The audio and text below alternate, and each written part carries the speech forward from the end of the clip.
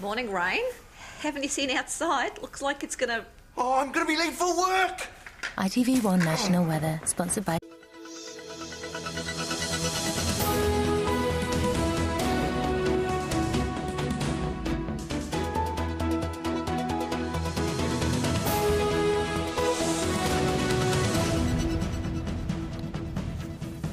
Hello, good evening from Anglia News. The big chills continued in the region today with more snow and freezing temperatures expected for at least another week. The coldest places in the region were Woburn in Bedfordshire and Santon Downham in Suffolk, both of which plunged to -10 Celsius. Almost 1,800 of our schools had to close, and now there are concerns that some councils are running low on salt for the roads. Victoria Webb reports. As the snow continues to fall, we're becoming ever more dependent on these vehicles to keep us moving. But they're having to ration their supplies.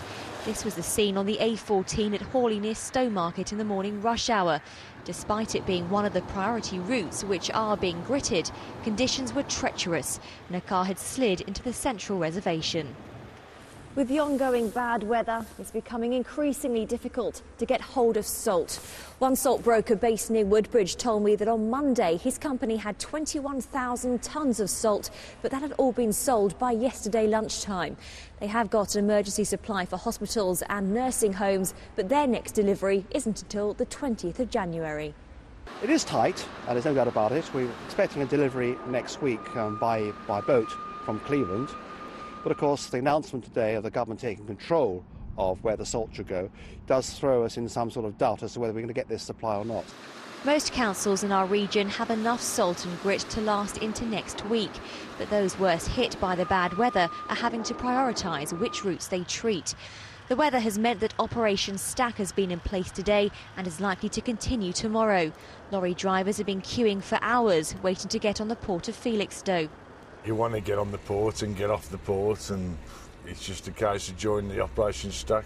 Every time the weather changes or the wind blows or anything like that, Felixstowe shuts.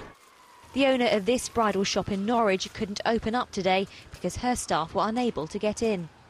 You know, we need to be prepared for these circumstances, and as a business owner, I survive on customers and staff being able to get to the shop. Almost 1,800 schools across the region were closed today, but the head teacher at Mile Cross School in Norfolk, which did open, says it's important for school life to continue. There are times, whereby actually we do wrap the children up a bit too much cold wool, but actually it's about giving the children real experiences, life experiences, and enjoying themselves, and this is what it's about. With the bad weather here to stay for a while yet, we're likely to experience more travel disruption in the coming days. Councils will continue to grit where they can, but with more snow forecast, conditions on the minor roads across the region look set to get worse. Victoria Webb.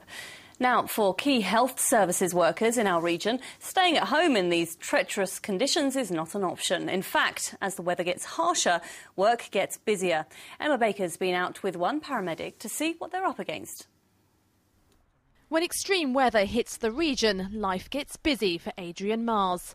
As a paramedic at Broomfield Hospital in Chelmsford, he's having a hectic few days. It is challenging, even with 4x4 vehicles, getting through to some patients has been difficult, without a doubt.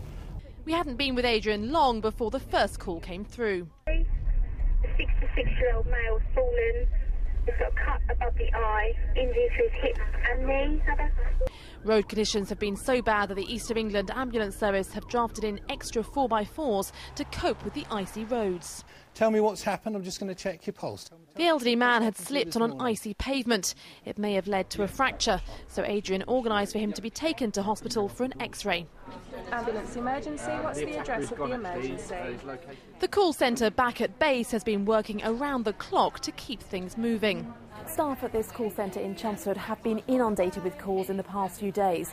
There have been some points where they've seen a 90% increase in falls alone. And of course their job is made all the more difficult with the dangerous conditions outside. Back in Braintree, and Adrian soon gets his second call. A young girl had fainted whilst outside in the snow, probably a result of the freezing conditions and a lack of proper clothing. As Adrian prepared to leave, in came another call, the same location. This time a teenager had hurt her ankle while sledging.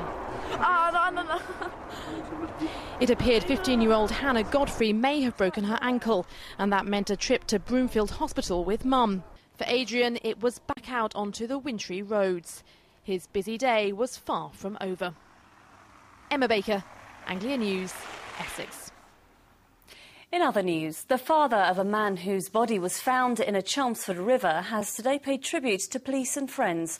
Adam Passfield was reported missing on December the 19th after failing to return home after a night out. Officers found the 22-year-old's body in the River Chelmer on New Year's Eve. Adam's father, Kevin, thanked police and friends for searching and said he knew many officers had worked additional shifts. A man's appeared in court charged with 8 offences in connection with a domestic disturbance at Walton on the Naze in Essex earlier this week. Michael Biles, who's 33, was arrested in connection with an incident in the town on Sunday. Biles, who lives in Walton, was remanded in custody. The Health Secretary says the trust, which controls Basildon Hospital, still has more to do to improve standards. The hospital was found to have blood-spattered equipment and an unusually high death rate in a report last year. Health Secretary Andy Burnham told MPs infection control had improved, but the pace of change needs to increase.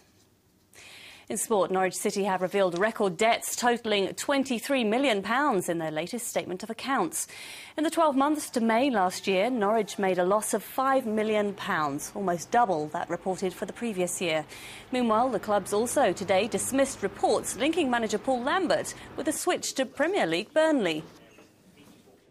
If you're a successful football club, your manager's doing well, and he will be linked with every vacant position going.